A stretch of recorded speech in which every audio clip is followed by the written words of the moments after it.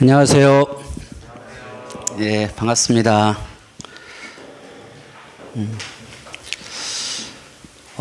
2019년도에 이제 청사원을 갖고 꼭 5년 만에 이렇게 오프라인에서 청사원을 이렇게 갖게 되었습니다. 하나님께 너무 감사하고요. 또 여러분들이 이렇게 신청을 하고 이게 참여하는 것이 뭐 각자 어떤 뭐 뜻이 있고 어떤 나름의 그 생각이 있어서 오셨겠지만 저는 여러분들이 이렇게 등록하고 오는 걸 보면서 되게 이렇게 마음에 감동이 있습니다.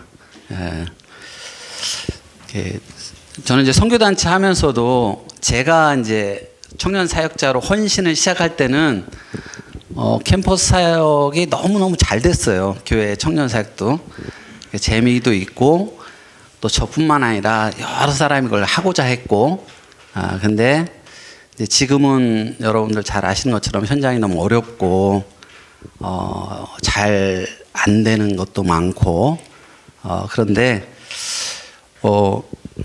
선교단체를 하면서 제가 제일 신기했던 게 상황을 보고 그러면은 이제 간사하려고 하는 사람 없겠다 이렇게 생각을 하는데 매년 꾸역꾸역 하겠다는 사람이 나옵니다. 예, 저는 그걸 보면서 하나님 진짜 살아계시구나. 예?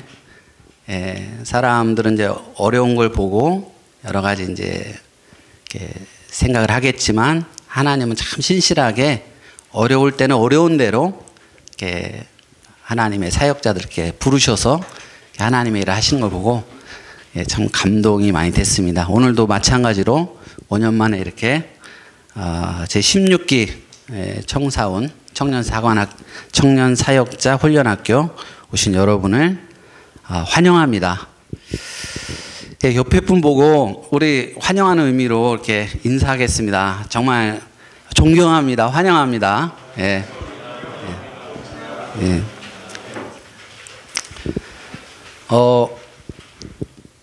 혹시 여기가 더우면 이거를 켜도 되는데 어떠신가요? 좀 덥죠? 예, 아까는 추워서 여기 안 켰는데 켜야 될 것 같습니다.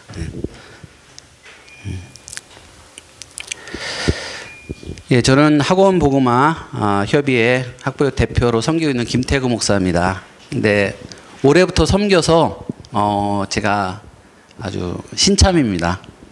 그리고 청년 사역자 훈련학교도 이제 처음으로 섬기고 있습니다. 또 이렇게 원래는 저도 이제 청년 모임에 이제 복장을 좀 자유롭게 근데 처음이라 제가 이제 양복 입었는데 넥타이는 원래 안 매거든요. 네, 넥타이를 맸어요. 여러분들에 대한 뭐 존경의 표시도 있겠지만 점심 때 동태탕을 먹다가 국물을 여기다 흘렸어요. 그래갖고 이걸 어떻게 할까 하다가 넥타이를 매니까 또 감쪽같이 이렇게 가려져서 제가 넥타이를 맸습니다. 제가 오늘 맡은 강의는 청년 사역 개론인데요. 첫 번째 강의입니다. 우리 다음에 강의하실 이상감 목사님은 오랫동안 교회에서 지금도 청년 사역을 하신 아주 청년 사역의 전문가시죠. 그래서 또 이렇게 깊이 있는 강의를 해주실 텐데 저는 주로 청년 사역을 캠퍼스 쪽에서 했습니다. 그래서 약간 이제 그런 측면에서 접근할 수밖에 없었고요. 그 다음에 이제 개론이기 때문에 전체적으로 청년 사역을 우리 어떻게 이해하고 어떻게 접근해 갈 것인가 그 부분을 또 제가 이렇게 경험에 기초해서 나누고자 하는 부분을 이렇게 정리해 봤습니다. 제가 목차가 있는데요. 뭐 이거를 이렇게 그 강의안이 여러분들에게 주어졌으니까 자세하게 보시고 저는 이제 간단하게 하되 3파트에 4번, 5번 그 중심으로 좀 오늘날의 청년 사역의 상황을 조금 이렇게 어떻게 진단할 것인가 또 이것을 우리 어떻게 극복하고 뚫고 나갈 것인가 그런 부분을 나누고자 합니다. 예, 먼저 우리가 이제 캠퍼스 사역 또 청년 사역을 항상 이렇게 황금알을 낳는 거위에 비유합니다. 예, 왜냐하면 이제 20대 청년을 한 사람을 잘 키우면은 이 청년이 그 평생을 통해서 엄청난 하나님 역사에 영향력을 끼치게 되고 그 열매가 어디까지 나타날지 우리가 가늠할 수 없을 정도로 이 청년 한 사람의 그 일생을 통한 파급력은 크거든요.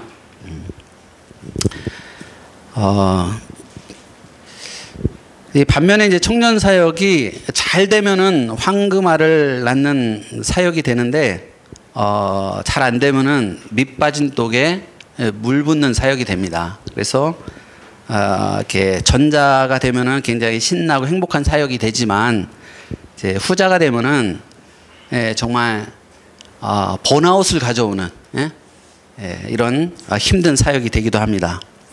청년 사역의 관건이 뭘까? 여러 가지를 우리가 생각할 수가 있는데요. 이제 저는 청년 사역에서 가장 중요한 것은 그 청년들의 자발성 그리고 그 자발성에서 나오는 헌신이라고 저는 이렇게 말씀드리겠습니다. 이렇게 어느 세대를 막론하고 모든 신앙 자체가 어떤 자발성을 기초로 할 수밖에 없잖아요.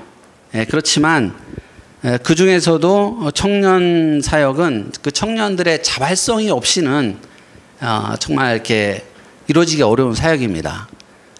그래서 뭐 초등학생들이나 청소년들은 좀 자발성이 없어도 그냥 부모가 푸시하거나 뭐 이렇게 선물 주고 이렇게 끌고 그러면은 할 수가 있잖아요. 그렇지만 청년 같은 경우는 그게 안 통합니다. 청년들의 그 자발성이 있지 않으면은 아무리 그 청년 사역자가 정말 비상한 노력을 해도 청년 사역은 불이 붙기가 어렵습니다. 근데 이제 현재 이제 우리가 이 파트에서 다루겠지만 이제 청년들의 그 자발성이 굉장히 낮죠. 여러분들 현장에서 저보다 잘 하실 것 같아요. 청년들을 데리고 청년 사역자로서 뭔가를 하고자 하면 청년들이 굉장히 그 자발적이 않습니다. 잘 따라오지 않고. 그래서 관건은 지금 이 시대의 청년 사역의 관건은 이 청년들의 자발성이 왜 이렇게 약화됐을까?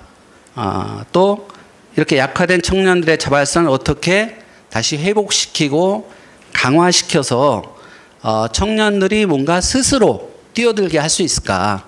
이게 이제 우리의 숙제라고 할 수 있겠습니다. 세 번째 제가 언급하고 싶은 것은 뭐 영웅이 되지 말고 영웅을 만들지 말라 이렇게 제가 제목을 붙였는데요. 제가 이제 신학교를 다닐 때 진짜 훌륭한 분들이 3년 내내 매일 신학교는 그 채플 있잖아요. 정말 우리 교단에서 훌륭한 분들은 한 번 이상 다 왔던 것 같아요. 그래서 엄청난 이제 설교를 하시고 그 본인들의 그 목회의 어떤 노하우를 풀어놓고 가셨는데 듣다 보면은 정말 입이 딱 벌어집니다. 야, 진짜 대단하다. 어떻게 저렇게 할 수 있을까? 근데 이제 결과적으로 보면은 저나 신학교 그 전도사님들한테 거의 도움이 안 됐습니다. 왜냐하면요, 그분들이 하는 얘기는 어쩌면 그 시대 그분만 할 수 있는 그런 사역이었어요. 그리고 이제 그렇게 해서 성공하고 이렇게 한 분들의 얘기는 벌써 20년, 30년 전 얘기가 되거든요. 그런데 지금 상황에서 청년 목회를 해야 되고 교회를 섬겨야 되고 캠퍼스 섬겨야 되는 그런 입장에서 보면은 거의 도움이 안 됐습니다. 나중에는 좀 짜증이 나더라고요. 그냥 다 와서 그냥 자랑하는 것처럼만 들리고, 실제로 우리에게 듣다 보면 좀 대단한 건 맞는데, 그럼 나는 저렇게 할 수 있을까? 지금 상황에서? 그럼 대부분 노예였어요. 내가 할 수 있는 게 거의 없었습니다. 예. 그래서 이 청사운도 뭐 여기 강사님들 중에는 뭐 그런 분 없지만 뭐 우리 길성 목사님이나 뭐 고상선 목사님 아주 훌륭한 목사님들 예, 이분들이 이제 막 그런 강의를 하시진 않을 거예요. 예. 오히려 이제 어떤 프린시플, 예? 원리 같은 걸 얘기하고 또 동시에 여러분들이 아직은 잘 모르는 이런 분들도 강사로 있는데 이분들은 주로 이제 현장에서 작지만 의미 있는 사역을 이제 읽어내고 있는. 예? 그래서 여러분들이 그걸 들으면서 여러분들만의 어떤 그 청년 사역의 돌파구를 찾아가는 그런 시간이 됐으면 좋겠습니다. 예, 그리고 아마 강의도 강의지만 여기 오신 분들이 이렇게 우리 조별로 나눔을 할 때 거기서 아마 우리의 많은 고민이 다뤄지고 예, 거기서 우리가 어떤 그 돌파구를 찾는 그런 시간이 되지 않을까 싶습니다. 두 번째 파트 보겠습니다. 청년 사역의 위기에 대한 이제 진단이라고 제가 제목을 붙였는데요. 약화된 기독 청년들의 자발성에 대해서 제가 말씀드리고 싶습니다. 예, 청년들이 어떤 자발성을 가지고 헌신을 하기 시작하면은 아무도 말릴 수가 없습니다. 누구도 말릴 수가 없어요. 예. 뭐 부모도 말릴 수 없고 친구도 못 말리고 아무도 말릴 수가 없습니다. 예, 반대로 자발성이 없는 청년들을 우리가 예수님께 인도하거나 그들을 예수님의 제자로 세워가는 일은 거의 불가능에 가깝다고 말할 수 있을 만큼 아주 힘든 일입니다. 우리나라 교육 현실을 고려해 볼 때 이 청소년기의 어떤 그 주체적이고 자발성을 가지고 뭔가를 하기 쉽지 않습니다. 거의 이제 주어진 상황에서 열심히 공부하고 뭐 이거 외에는 뭔가를 자기가 자발성을 가지고 하긴 어렵죠. 신앙도 비슷합니다. 하지만 고등학교를 졸업하고 이제 대학생이 되고 청년이 되면은 자발성이 굉장히 크게 증가합니다. 예, 그래서 이제 청년들은 굉장히 바쁜데요. 예, 뭐 알바도 해야 되고 뭐 공부도 해야 되고 뭐 학점도 따야 되고 굉장히 바빠서 뭐 하자 그러면 되게 이제 바빠서 못 한다고 합니다. 예. 근데 그 청년들 가만히 지켜보면 어때요? 그렇게 바쁜 것도 사실이고 그렇게 바빠서 죽겠다고 하는데 그러면서도 본인이 하고 싶은 건 어때요? 다 합니다. 예. 제가 아는 그 의대생이 하나 있는데 서울대 의대생인데 의대생들은 엄청 바쁘잖아요. 그렇죠? 뭐 잠도 못 잔다고 그러는데 근데 보면은요 그렇게 바쁘다고 하는데 연애하죠. 뭐 카페 가서 커피 마시죠. 뭐 게임하죠. 영화 보죠. 그렇게 바쁜데 보면 자기가 하고 싶은 거는 다 해요. 자기가 관심 있는 분야는. 그게 이제 자발성의 힘입니다. 예. 잠을 줄여서라도 어떻게든지 자기가 하고 싶은 거 해야 되겠다고 생각하는 거는 하고 마는 것이 이제 청년들입니다. 예, 근데 제가 이제 이상하게 여기는 것은 오늘날 청년들 전체는 제가 볼 때는 우리 시대나 이 전 시대에 비교해서 자발성이 굉장히 높아졌습니다. 그래서 이제 뭐 20대 청년들 보면은 굉장히 그 주체적이고 뭔가 자발적이고 뭔가 여행도 그냥 자기 혼자도 가고 그런 면이 굉장히 많은데 교회나 선교단체에 몸담고 있는 기독 청년들을 보면은 자발성이 상대적으로 매우 낮습니다. 예. 이건 뭐 제가 무슨 조사를 한 게 아니라 이제 수치로 나타내기 어려운데요. 제가 이제 선교단체를 경험하고 교회 청년들을 경험하면서 느낀 거예요. 물론 이제 개인 차이는 있겠지만, 교회 이 기독 청년들은 사역자들의 말을 잘 듣고 또 사역자들을 도와서 뭔가를 하는 그런 면에서는 굉장히 착해요. 예. 그 교회에 다니는 청년들이 굉장히 착합니다. 착하고 순종적이에요. 예, 하지만 자발성을 가지고 어떤 사역의 주체로서 뭔가를 하고자 하는 그 면에서는 굉장히 소극적이고 자발성이 낮습니다. 그래서 그런 자꾸 물어보죠. 이제 그 전도사님한테, 목사님한테, 저 이제 뭐 해요? 이제 시킨 건 되게 잘하거든요. 착해서. 그런데 항상 이렇게 내가 뭘 할지, 나한테 뭘 시켜달라, 또 하는 거 있으면 제가 돕겠다, 뭐 이런 건 되게 감사한데, 어떤 자발성을 가지고 주체적으로 뭔가를 하고자 하는, 이거는 되게 약한 것 같습니다. 근데 이렇게 되면은 청년 사역의 역동성이 생겨나기가 어렵습니다. 예. 이제 왜 이렇게 그럼 자발성이 낮아졌는가? 거기에 대한 이제 어떤 그 연구 같은 경우는 이제 별도 필요한 것 같고요. 우리 학보협에서 이제 5년에 한 번씩 청년 그 트렌드 조사할 때, 의식 조사할 때, 요걸 좀 한번 해보려고 그래요, 저는요. 예. 우리가 이제 3년 후에 하는데, 그때 일반 청년들과 기독 청년들의 그 자발성 지수라고 할까요? 그거를 좀 이렇게 객관적인 데이터로 저는 꼭 알아보고 싶거든요. 예, 어쨌든 그런 그 자발성의 약화의 문제가 있습니다. 두 번째로는 또 청년 사역하면은 우리는 되게 어떤 프로그램을 이렇게 돌리는 걸로 많이 이해를 하는 것 같아요. 사역자들도 그렇게 이해를 하고 또 청년들도 그렇게 이해를 하고, 그래서 어떤 프로그램을 만들어서 거기에 참여하고, 또 어떤 뭐 단계나 이런 그 교재를 가지고 뭐 초급, 중급, 고급 이렇게 해서 어떤 그 공부를 하고, 그 공부를 수료하면은 그것으로 이제 청년 사역을 하는 것으로, 그것도 청년 사역의 일부라고 할 수 있죠. 예. 예, 그러나 이런 식으로 프로그램과 교재에 집중된 청년 사역의 문제는 뭐냐면은 청년 사역의 본질적인 부분이 빠져 있다는 겁니다. 청년 사역에서 가장 중요한 그 본질적인 부분은 목회적인 돌봄과 섬김입니다.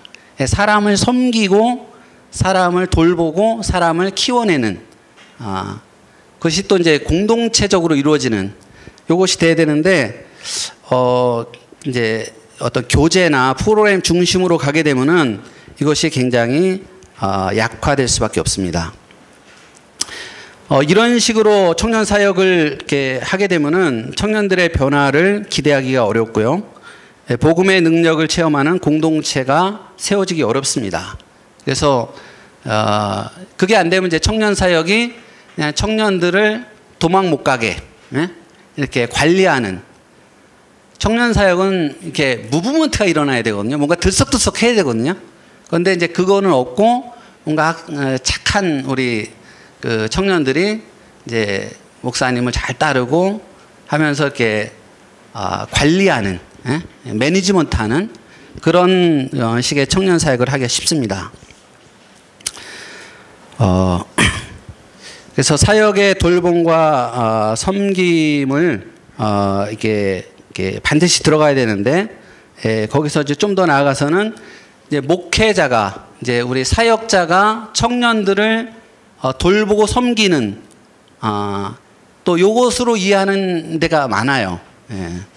사역자들도 그렇게 이해를 하고 청년들도 그렇게 이해를 합니다. 그러나 청년 사역이 정말 청년 사역의 그 어떤 에너지를 갖고 무브먼트가 일어나려면은 사실은 목회자가 청년들을 돌보고 섬기는 것은 물론이고, 청년들이 청년을 돌보고 섬기는, 청년들에 의해서 목회가 시작돼야 청년 사역에 불이 붙는다고 할 수 있습니다. 세 번째는 이제 선수와 코치, 관중이라고 제가 적었는데요. 말하자면 이런 거죠. 이제 방금 전에도 말씀드렸지만, 보통은 이제 청년 사역에서 선수가 누굴까요?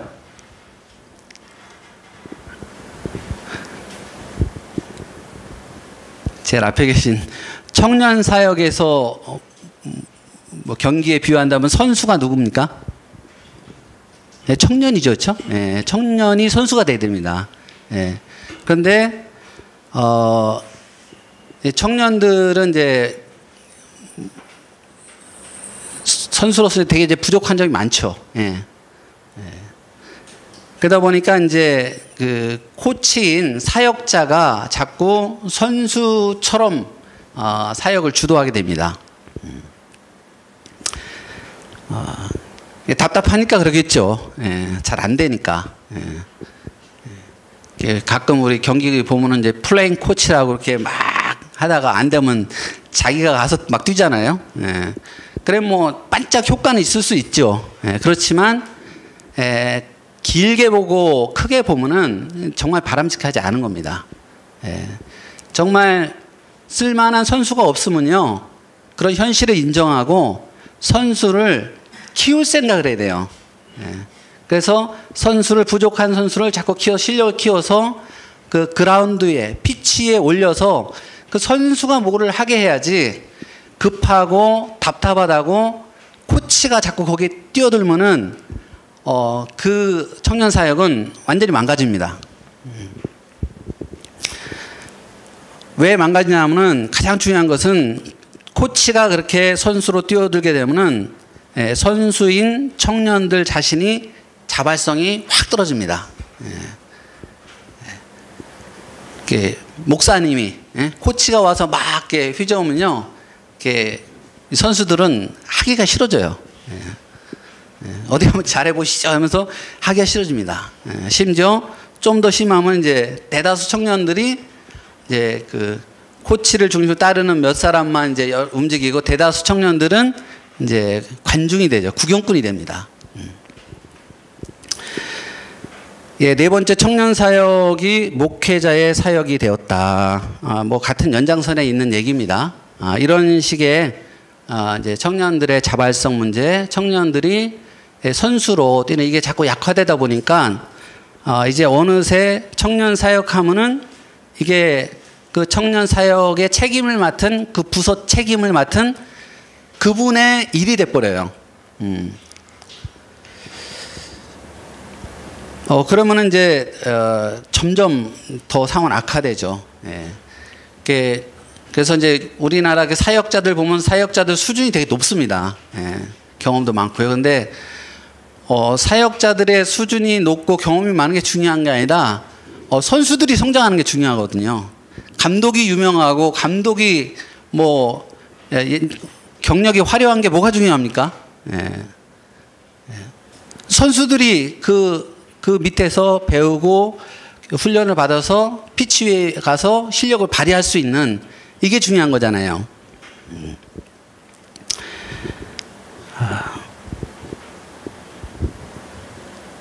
예, 그래서 이제 청년들의 사역, 청년들이 해야 될 사역을 그 청년 사역을 책임지고 있는 그 사역자가 다 이제 감당하는.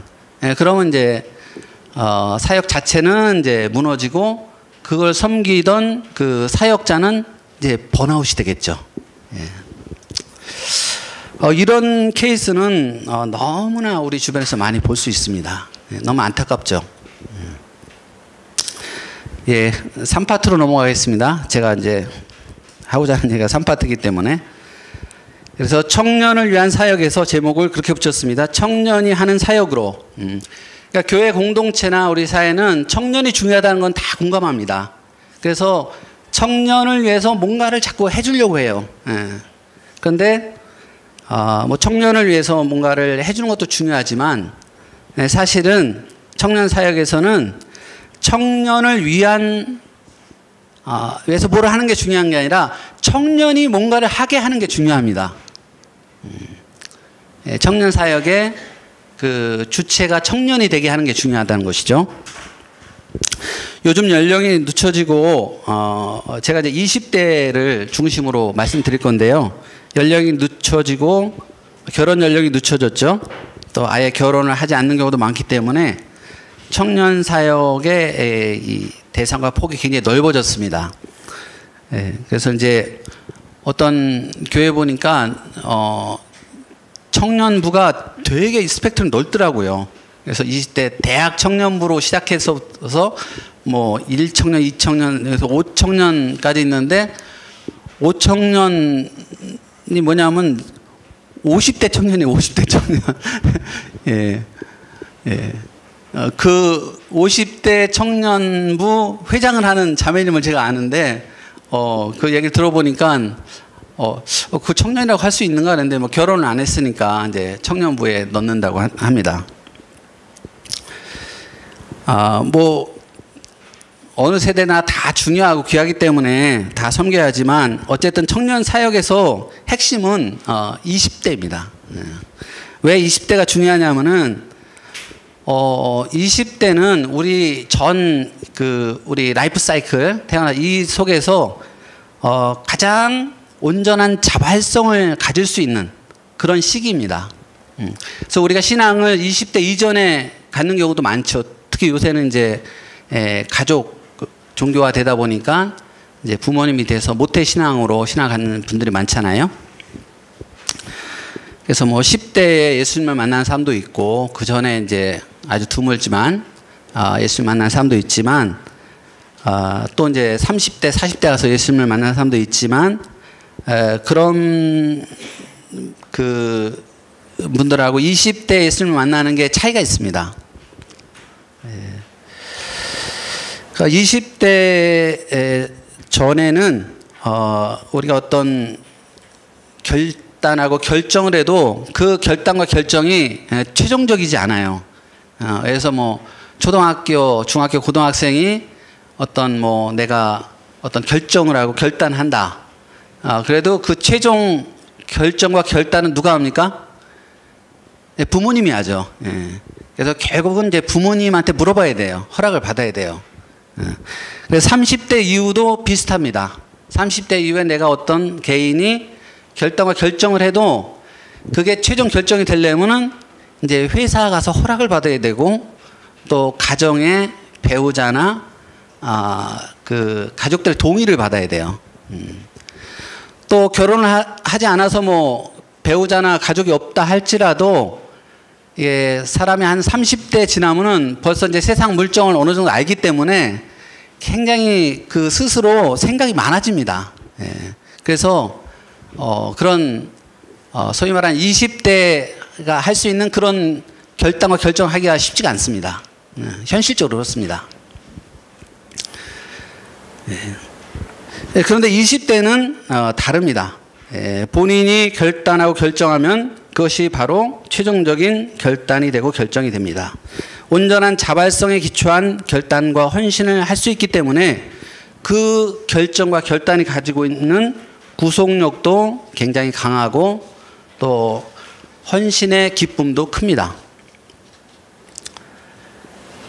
그래서 이제 20대 이전이나 30대 이후에 신앙을 갖는 분들은 신앙을 예수님 앞에서 결단하고 결심하고 신앙을 가졌다가도 그걸 떠나는 경우가 많습니다. 우리 뭐 대학에서 그 지난 조사에 나왔지만 고등학교 때까지 신앙을 가지고 있는 그 형제 자매들이 대학교 1학년 때 신앙을 버린 경우가 굉장히 많습니다. 예? 지금 오늘 선물로 드린 그 책에 보면요. 그 데이터가 잘 나와 있어요. 그렇기 때문에 그럼 그들이 가졌던 그 신앙이 뭐 잘못된 건 아니겠죠. 그러나 보면은 그 신앙이 정말 그 자발성에 기초해서 인격적인 그런 결단의 신앙은 아니었다는 걸 알 수 있죠. 예, 반면에 20대 신앙을 가진 사람은 거의 대부분 그 신앙이 평생 인생 끝까지 가는 것을 볼 수 있습니다. 또 20대가 중요한 것은 20대는 사회적으로 실수와 시행착오가 용납되는 시기입니다. 예. 그래서 20대 이전에 어린 때나 이제 10대 때 어떤 무모한 도전을 하거나 그러다가 이제 실패하고 시행착오를 하면은 비난을 받습니다. 예. 문제아로 너 왜 이렇게 문제 일으키니? 예? 문제아 내지는 낙오자 취급을 받을 수 있어요. 또 30대가 넘어가서 어떤 이런 그 무모한 도전을 하고 이렇게 결단을 하고 막 그러면은 철이 없다 그럽니다. 철이 없다고. 정신 차리라고. 그런데 20대 때는 이런 게 가능하고 허용돼요. 그래서 오히려 20대 때 그런 막 도전하고 그러면은 사람들이 그게 이제 결과적으로 실패하더라도 참 너 용기 있다.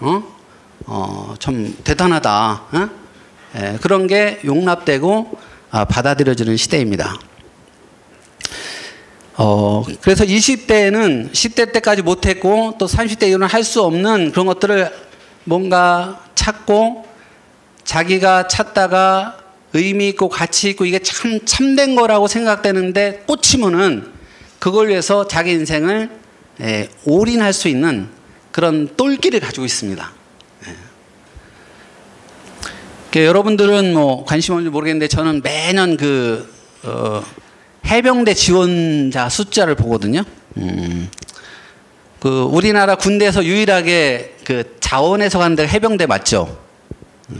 이게 해병대 나오신 분 있나요? 예? 해병대? 예. 저 쳐다보셔서 난 해병대 나오신 줄 알았는데. 근데 진짜 제 아들 친구 중에 정말 이렇게 아주 샤이한, 아주 그냥 말도 잘 못하고 이렇게 너무 부끄러움이 많아서 제 얼굴도 잘 못 쳐다보고 그런 아이가 있었는데, 얘가 해병대 지원한 거예요. 그리고 그 엄마가 너무 걱정이 돼갖고, 얘 좀 어떻게 해야 될지 모르겠다고, 그런데 얘는 해병대를 가고 싶은 거예요. 제 주변에 그런 사람들이 꽤 있습니다. 그리고 해병대가 거의 연평도에서 포기역 사건 일어나고 그러면 이제 해병대 지원자가 확 줄을 것 같잖아요. 근데 실제로는 그런 사건이 있으면 어때요? 더 늘어납니다. 우리가 참 이해하기 어려운데요. 이거는 20대들의 그 똘끼가 아니면 설명하기 어렵습니다. 뭔가 어렵고 고생스럽고 하지만 어떤 의미가 있어 보이는 거. 자기가 볼 때 정말 가치 있고 뭔가 참되다고 생각하면은 거기에 한번 자기 삶을 이렇게 올인해서 던져보고 싶은 그런 마음이 있습니다. 그런 그들이 복음을 깨닫고 이게 정말 진리고 하나님의 말씀이고 하나님의 뜻이 여기 있다. 이걸 깨달으면은 그때 거기에서 나오는 그 헌신과 그 자발성은 아무도 말릴 수가 없습니다. 그 예를 두 가지만 들으면요. 양화진에 보면은 여러분 가보셨을 거예요. 양화진 묘소에 보면은 그 선교사들 우리나라에 와 있던 묘비가 있는데 거기에 언제 왔는지 언제 죽었는지 다 이렇게 쓰여 있는데 제가 봤을 때 한 몇 분 빼고는 전부 다 뭐예요? 20대 왔습니다. 그 당시에 미국이나 호주나 뭐 영국 이런 나라에서 한국에 온다는 것은 우리가 생각만 해도 그 쉬운 일이 아니잖아요. 그런데 그분들이 다 20대 왔습니다. 그리고 지금 우리나라가 선교사를 굉장히 많이 파송했는데요. 지금은 이제 한동안 선교사 파송이 많이 줄어서 선교사님들의 평균 연령이 거의 이제 60에 가까이 가고 있습니다. 그런데 그 숫자 대부분은 언제 파송됐냐면은 거의 대부분이 20대 파송됐습니다. 20대. 그러니까 80년대, 90년대 그때 캠퍼스 시절에 또 대학 청년 시절에 복음을 영접하고 그때 결단하고 파송한 거예요. 그때 파송한 분들 얘기를 들어보면요, 아무도 말릴 수가 없었습니다. 저도 그런 분들은 많이 알고요.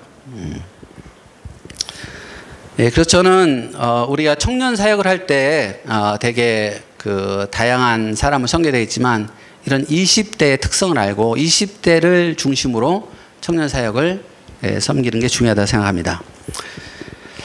두 번째는요, 청년 사역을 할 때 청년들을 존중해야 됩니다. 제가 이 존중한다는 말이 이제 너무 일반적으로 들리실 수 있기 때문에 조금 제가 부연 설명하겠습니다. 예, 뭐 제가 이 강의 안에 썼기 때문에 다 말씀드리지는 않고, 예, 우리가 사람을 이렇게 존중할 때, 이렇게 좋게 생각할 때 여러 가지 그 기준이 있거든요. 예, 그 중에 하나가 이제 우리가 쉽게 말하는 소유 가치로 그 사람을 존중하는 건데, 딱 보니까 저 사람이 돈이 많아. 또 뭐 아버지가 뭐 권력에 있는 사람이야. 그러면은 그 사람 우리는 되게 좋게 생각하고 친하게 지내려고 하죠. 이게 이제 소유 가치고, 또 하나는 이제 행위 가치라고 하는데요. 저 사람이 보니까 뭘 잘해. 예? 뭐 음악을 잘한다는 뭘 잘해. 예. 이게 잘하는 사람을 또 이렇게 좋게 보는, 이것도 하나의 가치 될 수 있습니다. 그런데 이런 가치 말고 존재 가치로 청년들을 평가하는 게 중요하다고 말씀드리겠습니다. 존재 가치라는 것은 아까 말한 그런 그 사람의 소유나 잘하고 못함을 떠나서 그 사람의 존재 자체를 귀하게 여긴 겁니다. 우리가 이제 이게 쉬울 것 같은데 쉽지 않습니다. 저나 여러분이나 각자의 선입견 같은 게 있어가지고요. 어떤 사람을 딱 보잖아요. 그 사람에 대해서 아무 정보가 없는데도 어떤 사람은 어때요? 그냥 좋은 사람이 있습니다. 예. 어떤 사람은 그냥 좋아요. 예. 근데 어떤 사람은 그 사람이 나에 대해 아무 잘못을 하지 않은데도 어떤 사람은 딱 그냥 그 보는 순간에 싫은 사람이 있습니다. 예. 이처럼 우리가 어떤 사람을 그냥 그 존재 자체로 귀하게 여기고 존중하는 거, 이게 청년 사역 하는데, 모든 사역에 마찬가지겠지만 특히 청년 사역을 할 때 중요합니다. 청년들이 제일 상처받는 거는요, 소유 가치로 판단하는 겁니다. 소유 가치로. 왜냐하면 청년들은 소유가 별로 없거든요. 가진 게 없거든요. 돈도 없고 집도 없고 차도 없어요. 그래서 소유 가치로 사람을 평가하거나 하면은 청년들이 분노합니다. 거기서 불공정하다고 생각하죠. 자기는 가진 게 없는데. 또 하나는 이제 아까 말씀드린 행위 가치로 사람을 평가하면은 사람들이 그 비교의식과 열등감을 느낍니다. 그래서 굉장히 힘들어하죠. 그런데 청년들은 그 존재 가치로 평가해 줄 때 감동하고 마음을 열어줍니다. 그런데 중요한 것은 우리가 어떤 가치로 그 사람을 평가하는가를 청년들이 알겠습니까? 모르겠습니까? 저는 처음에 청년 사역을 할 때 청년들이 그걸 모르는 줄 알았어요. 내가 말을 안 했기 때문에, 그래서 내가 표시를 안 했기 때문에 모를 줄 알았어요. 그런데 나중에 보니까 다 알더라고요. 그리고 역으로 생각해 보니까 저도 누군가 나를, 우리 이제 만나서 좀 이따 우리 조별로 대화도 하겠지만, 우리가 어떤 사람을 만나서 대화를 조금만 해보면은 그 사람이 나를 좋아하는지 싫어하는지 아니면 뭐 별로, 그거 알 수 있어요, 없어요? 금방 알 수 있습니다. 그거는 본능적으로 알게 되는 것 같아요. 저는 집에서 개를 안 키우는데요. 어떤 우리 성도가 우리 집에 이제 여행 가면서 개를 맡겨서 일주일 동안 개를 데리고 있었어요. 우리 식구가 이제 5식구인데 이 개가요, 이틀이 지나니까 자기를 제일 좋아하는 사람과 제일 싫어하는 사람을 이틀 만에 싹 하더라고요. 그래서 그 대하는 태도가 달라요. 자기를 좋아하는 사람한테는 막 꼬리를 흔들고 그렇게 하는데, 자기를 별로 안 좋아하는 사람한테는 이렇게 약간 이제, 이렇게 약간 경계하고, 그걸 보면서, 야, 참 신기하다. 개가요, 자기를 좋아하는 그 정도에 따라서 그거를 정확히 파악하고 있습니다. 개도 그런데 사람은 어떻겠어요? 우리 어떤 사람 만나면은 한 5분만 대화하면 금방 압니다. 이 사람 나 별로 안 좋아하는구나. 이 사람은 나에 대해서 호감받고 있구나. 좋게 생각하는구나. 예, 청년들은 이런 게 굉장히 아주 본능적으로 이거를 이렇게 알아차리기 때문에 우리가 청년들을 이렇게 사역을 할 때 되게 청년들에 대해서 그 존재를 귀하게 여기는, 잘하고 못하고 그거 말고 그 존재 자체를 귀하게 여기는 그런 태도가 필요합니다. 그리고 청년들을 존중한다는 것은 뭐 여러 가지 의미가 있을 수 있는데요. 예, 청년들은 미래가 불투명하잖아요. 예? 자기 뭐 전공이 있어도 전공으로 갈지도 모르고 굉장히 그래서 고민이 많거든요. 근데 청년들을 존중하는 것은 그들이 어떤 그 멋진 인생의 드라마를 써갈 수 있도록 이렇게 지켜보면서 격려하는, 이게 되게 중요한 것 같습니다. 요즘은 이제 꼰대가 많이 없어진 것 같습니다. 예. 나 때는 말이야 하면서 이제 이렇게 얘기하던 그 꼰대라고 우리가 한때 이제 유행했는데, 요새는 그런 식으로 했다가는 이제 큰 반발을 이렇게 부딪히니까 꼰대는 많이 없어진 것 같습니다. 대신에 내비게이션 혹은 스포일러 같은 어른들이 많습니다. 인생을 먼저 살아봤고 또 거기에서 최적의 길을 나름 알고 있다고 생각하는 이런 분들이 자꾸 옆에서 길을 안내하려고 하는 거죠. 우회전하셔야 됩니다. 뭐 유턴하셔야 됩니다. 자꾸 옆에서 이제 잔소리하는 거죠. 내비게이션 안대를 받으면은 최적의 길을 가장 편하게 갈 수 있습니다. 현실에서는. 그러나 길은 그렇지만 인생의 길은 그런 내비게이션의 안내대로 가지 않습니다. 청년들은 한치도 앞을 내다볼 수 없는 미래 때문에 불안해하고 걱정을 많이 하지만 동시에 공존하는데요. 그 불안과 걱정도 있지만 동시에 어때요?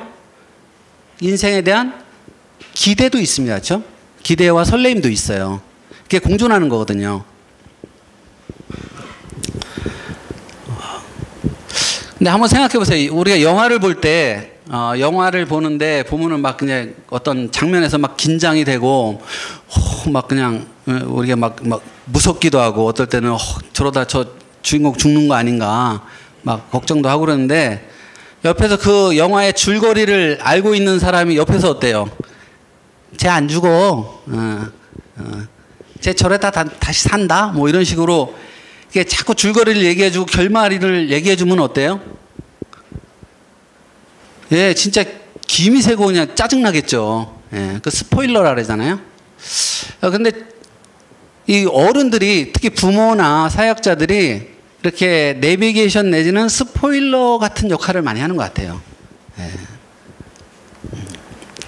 예, 저도 이제 뭐 예외 없이 우리 3남매 중에 우리 아들이, 둘째 아들이 약간 이제 문제한데 얘기를 해서 이제 쭉 했는데, 어느 날 이제 대화를 하다 얘가 이제 그 화를 잘 안 내는데 새벽까지 이제 엄마 아빠하고 이제 셋이 대화를 하다가 얘가 갑자기 이제 급발진하면서 딱 한마디를 했어요. 저는 엄마 아빠가 너무 똑똑해서 싫어요 그러더라고요. 그리고 엄마 아빠가 똑똑하다는 말은 들어본 적이 없는데 이제 우리가 뭐가 똑똑하냐 했더니 이 얘기를 하더라고요. 엄마 아빠는 내 문제를 너무 정확히 알고 있다. 그리고 내가 앞으로 어떤 문제를 만날지까지 알고 있다. 거기에 대해서 하니까 자기는 그 걱정도 되지만 또 믿음으로 기도하고 뭔가 이렇게 기대도 가면서 이렇게 자기 인생을 이제 드라마를 자기가 써나가야 되는데 옆에서 자꾸 스포일러처럼 해가지고 김이 샌다는 얘기예요.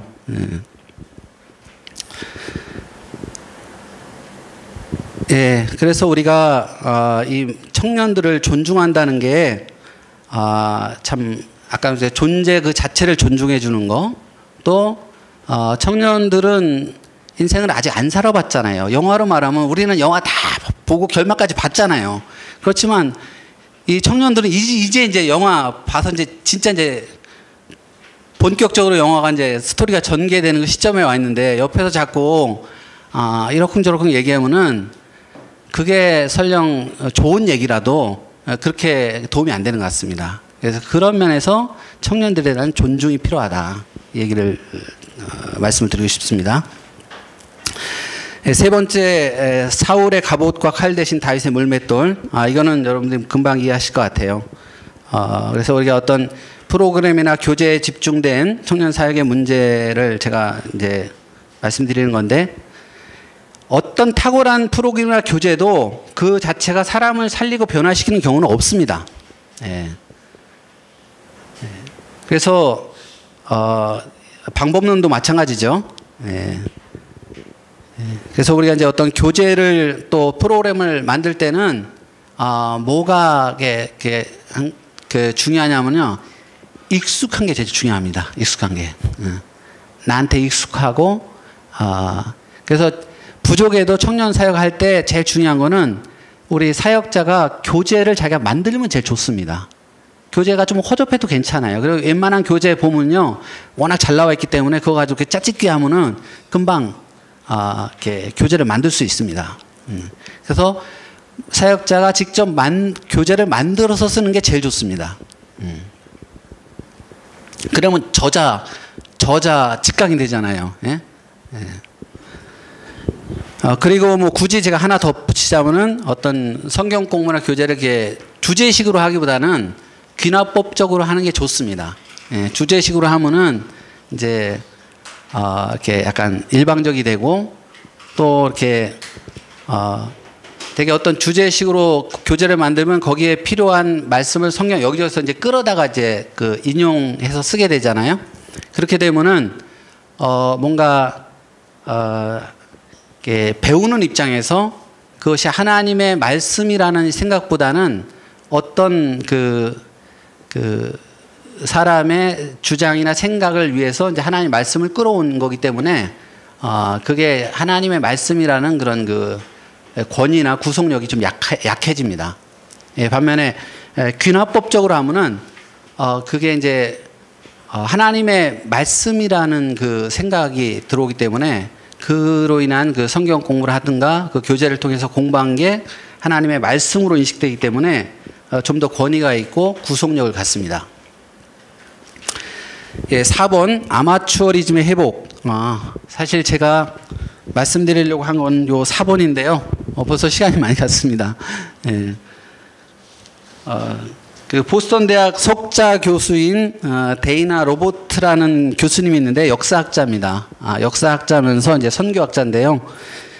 이분이 서구의 프로페셔널리즘이 복음 사역을 주도하는 것을 반대한다는 이런 글을 여러 차례 썼어요. 이분의 주장은 뭐냐면은 세계 선교의 미래가 지역교회의 아마추어리즘에 달려있다, 이렇게 주장을 하고 있는데, 왜 이런 얘기를 하냐면 그 전문화된 서구의 신학과 사역에 대한 방법론들이 그 사역을 주도할 때 선교 현장에서, 사역 현장에서 복음의 역동성이 현저하게 떨어진다는 겁니다. 예. 반면에 그 지역 현장에서 생기는 아마추어적인 신학과 사역 방법론들이 전도와 선교의 열매를 맺고 복음의 역동성을 일으켜서 복음화를 가능하게 한다. 이분의 아주 수년에 걸친 그 리서치의 결론이 이겁니다. 예. 저는 이 주장에 깊이 공감합니다. 그래서 청년 사역 현장에서도 저는 아마추어리즘이 회복돼야 된다, 이런 생각을 많이 갖고 있습니다. 여러분들 같이 고민해 볼 부분입니다. 예. 그러니까 서구에서 몇백 년 동안 연구되고 검증된 이런 신학이나 사역 방법론들이 굉장히 탁월하죠. 예, 탁월한데 그게 모든 세대, 모든 시대, 모든 상황에 다 적용되는 건 아니라는 겁니다. 어떤 우리가 큰 틀에서 시행착오를 줄이고 올바른 방향을 잡고 나가는 데는 분명히 도움이 되지만 현재 사역 현장에서 청년 사역을 살리고 또 초신자 양육이나 비신자 전도 같은 이런 그 역사에는 프로페셔널리즘이 필요한 게 아니라 오히려 그런 프로페셔널리즘이 그런 방해가 된다는 거예요. 그리고 그 현장에 맞는 또 그 청년들에게 맞는 그런 아마추어리즘이 훨씬 더 효과적으로 작동한다는 겁니다.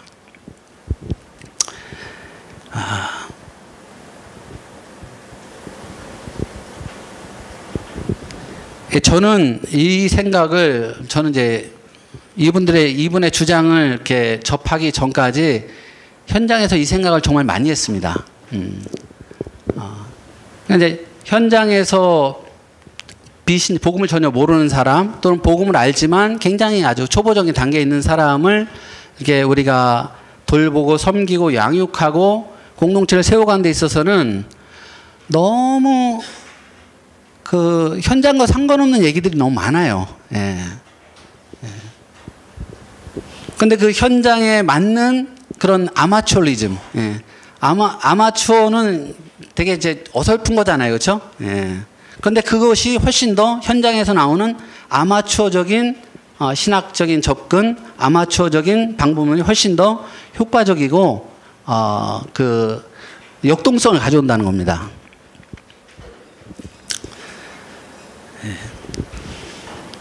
예. 저는 이제 그런 생각을 오래전부터 하면서 제 눈에 들어왔던 말씀 중에 하나가 요한계시록 말씀입니다. 그 아시아의 7교회에 보낸 편지 중에 첫 번째 교회인 에베소 교회에 보낸 편지에 보면은 여러분들 잘 아시는 말씀이죠. 제가 그냥 읽을게요. 내가 내 행위와 수고와 내 인내를 알고 또 악한 자들을 용납하지 아니한 것과 자칭 사도라되 아닌 자들을 시험하여 그의 거짓된 것을 내가 드러낸 것과 또 내가 참고 내 이름을 위하여 견디고 게으르지 않은 것을 아노라. 그러나 내가 너를 책망할 것이 있나니 너의 처음 사랑을 버렸느니라. 예, 저는 참 이 말씀을 보면서 오늘날 그 사역자, 특히 이제 그 청년 사역자들의 수고를 생각하면은 정말 고생 많이 하거든요. 예. 옛날 제가 처음 이 청년 사역을 시작할 때 한 사람을 위해서 이렇게 드는 어떤 수고와 헌신이 일이었다면은 지금은 10을 가지고도 될까 말까 하고 잘 안 되죠. 그렇죠? 또 시간도 엄청나게 그 수고뿐만 아니라 시간도 많이 걸리기 때문에 지금 사역자들은 진짜 그냥 그 자체가 너무 존경스러운 것 같아요.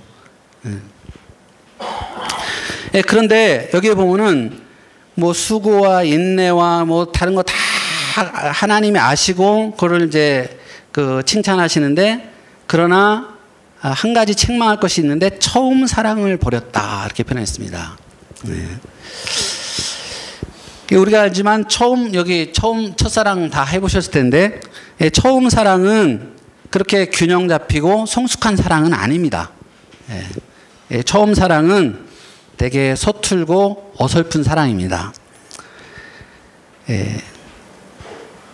처음 사랑할 때, 첫사랑할 때는 뭐를 어떻게 해야 될지 몰라가지고 막 버벅대고, 실수하고, 이렇게, 잘 못하죠, 그렇죠? 처음 사랑은 나중에 시간이 지나고 이렇게 성숙해서 이렇게 돌아보면은 굉장히 유치한 사랑입니다, 그렇죠? 그런데도 이 첫사랑이 소중한 것은 그 어떤 사랑보다 순수한 사랑이기 때문입니다. 예수님께서 이 에베소 교회를 평가하실 때 이 말씀을 하셨던 게 굉장히 의미가 있는 것 같습니다. 그래서 우리가 여기에 보면 굉장히 에베소 교회에 보면은 거의 프로페셔널 하잖아요. 그렇죠? 뭐 잘못한 게 없어요. 완벽해요. 그런데 처음 사랑을 버렸다. 청년 사역의 회복을 위해서는 바로 이 처음 사랑에 기초한 아마추어리즘이 저는 회복되고 그런 아마추어리즘 속에서 청년 사역은 역동성을 갖고 무브먼트가 일어난다. 저는 그렇게 말씀드리고 싶습니다. 과거와 비교할 때 비교할 수 없을 만큼 다양한 프로그램이 생겼고요. 수준 높은 교재, 신학 공부를 통해서 오늘날 뭐 캠퍼스 사역자나 그다음에 교회 청년 사역자들은 굉장히 수준이 높습니다. 프로입니다. 프로. 하지만 청년 사역이 회복되고 역동성이 살아나기 위해서는 이런 것보다 더 중요한 게 있는데 그것은 처음 사랑이 회복되는 겁니다. 다시 말해서 아마추어리즘이 회복돼야 됩니다.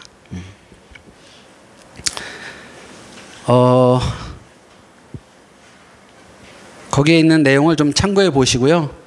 제가 이제 예로 들어오는 게 그 요한복음 6장 그 오병이어 사건인데 여기에 보면은 예수님이 이제 무리를 먹이시려고 마음을 작정하셨잖아요. 근데 그 빌립을 비롯한 빌립을 대표로 하는 그 제자들은 굉장히 프로페셔널한 접근을 합니다. 딱 그 데이터를 뽑죠.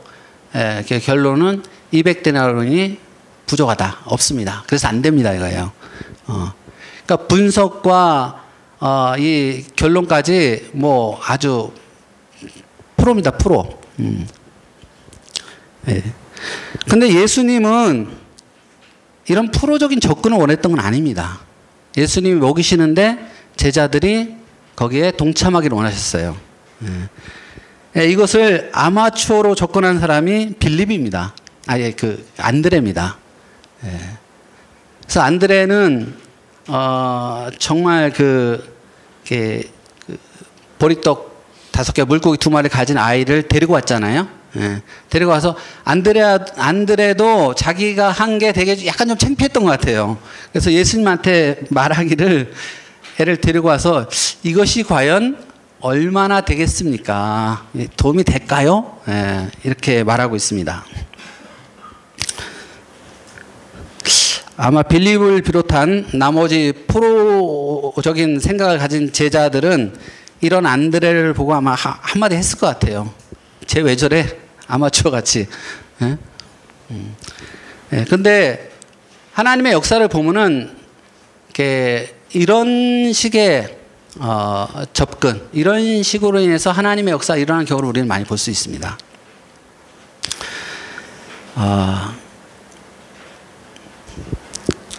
제가 시간이 다 돼서 5번으로 이렇게 간단히 마무리를 하겠습니다. 청년이 하는 목회, 제가 결론적으로 주장하려고 하는 건데요. 우리는 보통 목사, 전도사 이런 분들을 목회자라고 합니다. 그런데 그리고 이제 목회란 이런 분들이 목사님이나 전도사님이나 이런 간사님들이 하는 그 사역의 영역을 목회라고 생각하는 것 같아요. 이 기본적으로. 근데 우리가 성경을 보면은 사실은 반대죠. 목회란 성도들이 감당해야 될 영역입니다. 그리고 보통 목회자라고 불려지는 우리 목사님들이나 전도사님이나 간사님들의 역할은 뭐냐면은 성도들이 형제 자매들이 목회를 할 수 있도록 가르치고 훈련하고 돕는 역할을 하는 겁니다.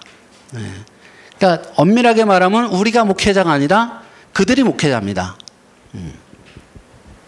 그럼 목회가 뭐냐? 이건 제 얘기가 아니라 에베소서 4장 11, 12절 말씀입니다. 그럼 목회가 뭐냐? 목회는 목자가 양을 돌보듯이 부모가 자녀를 돌보듯이 맡겨주신 하나님 맡겨주신 사람을 돌보고 섬기는 것이 목회입니다. 우리는 예수님의 은혜로 구원받고 동시에 이 땅에서 목회자로 부르심을 받았습니다. 우리 주변에 있는 이웃, 동료, 가족을 돌보고 섬기는 자로 부르심 받았습니다. 그래서 청년 사역은 결론적으로 말하면은 청년 목회 사역입니다. 그래서 청년이 목회를 하도록 만드는 게 청년 사역의 ABC입니다. 청년이 목회를 한다는 게 뭘까? 제가 거기 예를 들었는데요. 저도 마찬가지인데 제가 6남매 중에 막내로 태어났는데 저를 누가 낳겠어요? 우리 엄마가 낳습니다. 근데 저를 누가 키웠을까요? 우리 엄마는 농사일하고 하냐고 저를 키울 수 없었어요. 저를 누가 키웠냐? 우리 누나들이 키웠습니다. 특히 우리 막내 누나가 저를 업어 키웠습니다. 우리 잘 아는 남보라라는 그 배우가 있어요. 13남매라고 하죠. 그 13남매가 어떻게 컸는지 여러분들 인간극장 보셨죠? 그 애들 누가 키웠습니까? 그 엄마는 낳기만 하고 엄마는 키울 새가 없어요. 누가 키웠냐면은 그 위에 있는 애들이 밑에 키우고 걔들이 또 키우고 서로 돌보고 서로 섬기면서 잘 컸습니다. 예, 청년 목회라는 것은 이런 것이죠. 예, 청년 목회 사역 맡은 사역자가 모든 사람을 섬기는 그거는 청년 목회가 아닙니다. 그거는 그렇게 하면 그 청년 사역자는 반드시 번아웃됩니다. 예, 그러나 물론 처음에 몇몇 리더들은 그렇게 섬겨서 그 섬김이 뭔가를 보여줄 필요가 있죠. 마치 시범을 보이듯이. 예, 그렇지만 결국은 청년들이 청년을 목회해야 됩니다. 청년들이 청년을 목회하게끔 만드는 것이 청년 사역자가 할 일입니다. 제가 시간이 없어서 이것으로 마치고요. 기회가 된다면은 여기에 이렇게 하는 교회, 이렇게 하는 단체, 그런 구체적인 내용을 뭐 제가 7주 동안 나눌 수 있는 기회가 있을 것 같습니다. 이게 가능하냐 이렇게 얘기하는 분들이 있는데 당연히 가능합니다. 당연히 가능하고요. 당연히 이렇게 해야 되는 거고요. 이렇게 하면은 목회가 굉장히 재밌습니다. 그래서 결론에 제가 한 것처럼 송아지, 망아지 목회에서 제가 강아지 목회라 했는데요. 청년들이 주도하고 끌고 가는. 근데 목회자가 그 사역자가 그걸 끌고 가면은 한계가 있고요. 결국은 이제 번아웃되고 사역은 어느 순간에 주저앉게 돼 있습니다. 예. 제가 나머지는 강의 안에 썼는데요. 제가 뇌수술을 한 적이 있어요. 그래서 말이 느리고요. 말이 이렇게 한번 엉키면은 이렇게 막 이상하게 나가기 때문에 제가 좀 이렇게 여러분들 듣기에 좀 답답하게 천천히 말씀을 드린 것 같습니다. 이해해 주시고요. 예, 첫 번째 강의 이렇게 마치고 잠깐 쉬고 우리 이상감 목사님 두 번째 강의 듣도록 하겠습니다. 제가 짧게 기도하겠습니다.